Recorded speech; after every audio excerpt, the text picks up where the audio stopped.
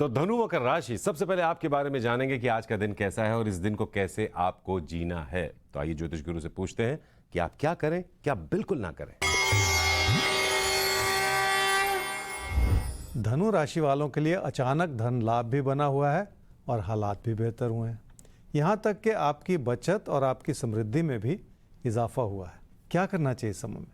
अपने प्रदर्शन को बेहतर करने के लिए आपको अभी भी बहुत कुछ सीखने का और समझने का मौका मिला हुआ है। अपने ज्ञान में वृद्धि की जा सकती है और उसके लिए भी आपको खुद पे भरोसा करना पड़ेगा। तभी जाके आपके लिए उस तरह की मेहनत उभर कर आएगी जिसकी इस समय ज़रूरत है। क्या न करें इस समय में? पैसे के लेन देन में किसी भी तरह का असमंजस न रखें। पारदर्शिता से चलेंगे तो बहुत सारी गलतियों से और गलतफहमियों से बच जाएंगे।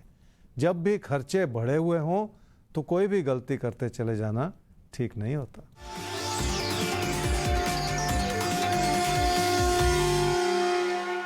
धन दौलत की स्थिति इस रूप से बनी हुई है कि सब कुछ आपके हित में है, पर इसके पीछे आपकी मेहनत भी है जिसने अपना पूरा योगदान दिया है।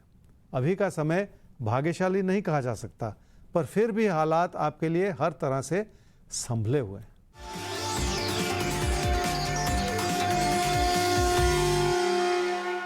रिश्तों की अच्छाई हर तरह से बनी हुई है। आप लोगों को समझ पा रहे हैं और ये आपकी सूझबूझ है, पर रिश्तों के प्रति अपने मन में कोई ऐसा विचार ना बनाएं जिसकी इस समय जरूरत ही नहीं है। मकर राशि वालों को काम और कारोबार को बढ़ावा देना होगा और उसके लिए लोगों से मिलते हुए सहयोग से भी जुड़ना होगा। लोग आपके लिए अच्छा सोचते हैं और आपकी मदद करना चाह रहे हैं और ये इस समय की सबसे बड़ी अच्छाई है। क्या करना चाहिए इस समय में? घर परिवार में खुशियां बनाए रखने का समय है क्योंकि उसमें कमी नज़र आ रही है। अगर किसी भी तरह का तकरार है या पैसे के लेन देन को लेके कोई गलतफहमी है तो उसे भी दूर कर लेने की ज़रूरत पड़ेगी।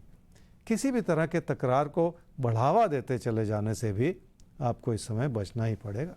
क्या न करें इस समय में? लोगों के प्रति अपने मन में कोई ऐसा विचार न रखें कि वो गलत है और आप सही हैं, क्योंकि गलत और सही का कोई पैमाना नहीं होता। हर इंसान अपने संदर्भ में सही ही होता है और अगर आप उसी बात को अपने परिप्रेक्ष्य में देखें तो वो गलत लग सकता है। इसलिए खुद को सही साबित करने की कोशिश बिल्कुल ना करें।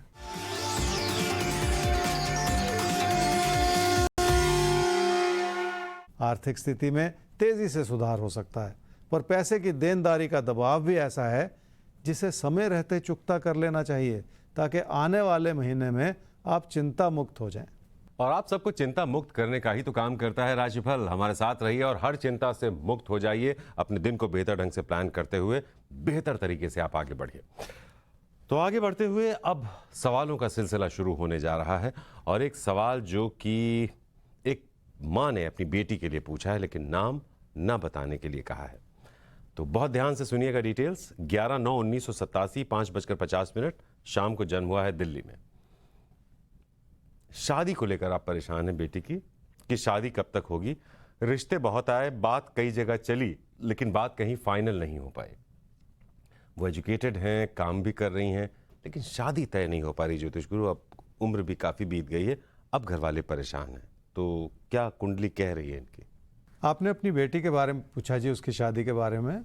आपकी बेटी की कुंडली है कुंभ लगन की और मेष राशि की। उसकी महादशा इस समय चल रही है जी चंद्रमा की और अंतर्दशा चल रही है सूर्य की दिसंबर 2022 तक, और उसके बाद आपकी बेटी को मंगल की महादशा मिलेगी अगले 7 वर्ष के लिए। आपने पूछा शादी कब होगी। मुख्य सवाल होता है, देखिए जब थोड़ी सी भी उम्र बढ़ती है तो फिर चिंताएं बढ़ जाना, ये स्वाभाविक सी बात। और आपकी बेटी की आयु हो चुकी है 35 ईयर्स की, तो इसलिए चिंता की बात। आने वाले 2 महीने में कुछ ना कुछ ऐसी डेवलपमेंट्स हो सकती हैं जिसके चलते तेज़ी से हालात बदलें। अब इसमें करना क्या है कि आपको इस दिशा में प्रयास करने होंगे और ये सोच के नहीं कि 2 महीने बाद कुछ ना कुछ डेवलपमेंट होगी, ये नहीं है। आपको कोशिश ज़्यादा करनी होगी और उसके चलते जनवरी से मार्च 2023 में शादी भी हो सकती है। पर यहाँ पे बड़ी जो गाइडेंस है वो ये उभर कर आ रही है कि आपको और आपके परिवार को अब अपनी हर तरह की कोशिश को बढ़ा देना होगा पहले ही बहुत देरी हो चुकी है, अब और देरी से बचने के लिए ये आने वाले 6 महीने बहुत अहम हो जाते हैं जी। तो आने वाले 6 महीने बहुत अहम हो जाते हैं फैमिली के लिए कि पूरा प्रयास किया जाए ताकि ये बात बन जाए, और बन जाएगी अगर प्रयास किया जाएगा। तो हमारी तरफ से शुभकामनाएं हैं। बस अपनी मेहनत, अपने प्रयास बढ़ा दीजिए।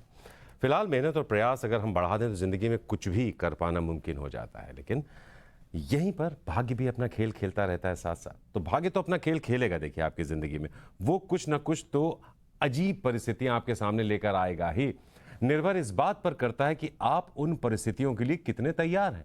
अगर आपकी तैयारी मुकम्मल है तो कैसी भी परिस्थितियां क्यों ना हो, वक्त हमेशा आपका ही साथ देगा। ठीक वैसे ही जैसे भाग्य चक्र घूमकर कहां रुकेगा ये तो हमें नहीं पता, लेकिन कर्म से हम अपने भाग्य चक्र को समझते हुए बेहतर ढंग से दिन को प्लान जरूर कर सकते हैं। तो आइए घुमाते हैं चक्के को और देखते हैं कहां जाकर रुकता है वो अब।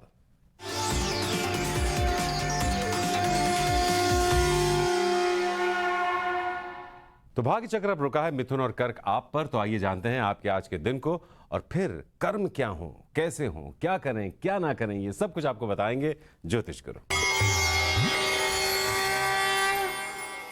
मिथुन राशि वालों के लिए रिश्तों की अच्छाई हर तरह से बनी हुई है।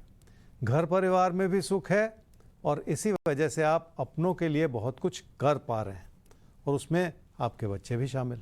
क्या करना चाहिए समझ? अपनी आर्थिक स्थिति को लेकर अपने मन में असंतोष पैदा करते चले जाने से बचना होगा, क्योंकि ये ऐसा क्षेत्र है जिस पे आपको थोड़ा सा ध्यान तो देना ही पड़ेगा।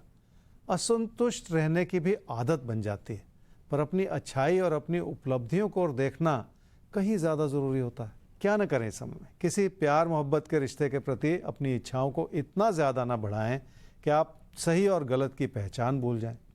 इच्छाएं अपनी जगह हैं और हर इंसान के मन में यादों का एक संसार बसता है, और अगर ध्यानपूर्वक सोचा जाए तो वही इंसान की जो यादें हैं वो खुशियां भी देती हैं।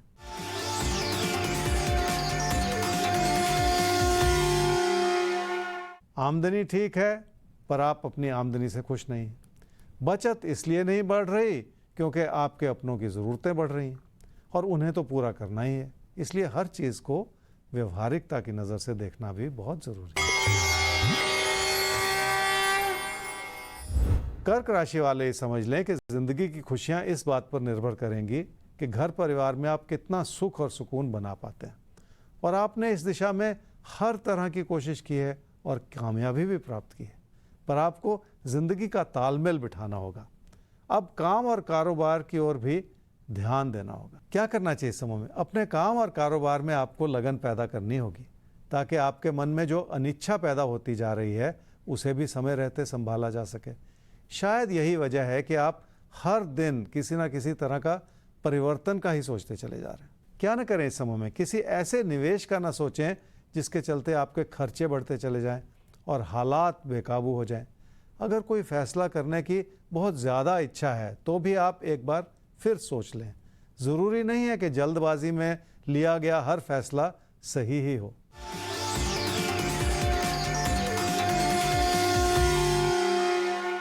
रिश्तों की अच्छाई हर तरह से बनी हुई है और घर परिवार में भी सुख है। आपको लोगों से हर तरह का समर्थन मिला हुआ है, जिसके चलते आप अपने निजी जीवन में तालमेल बनाए रख सकें।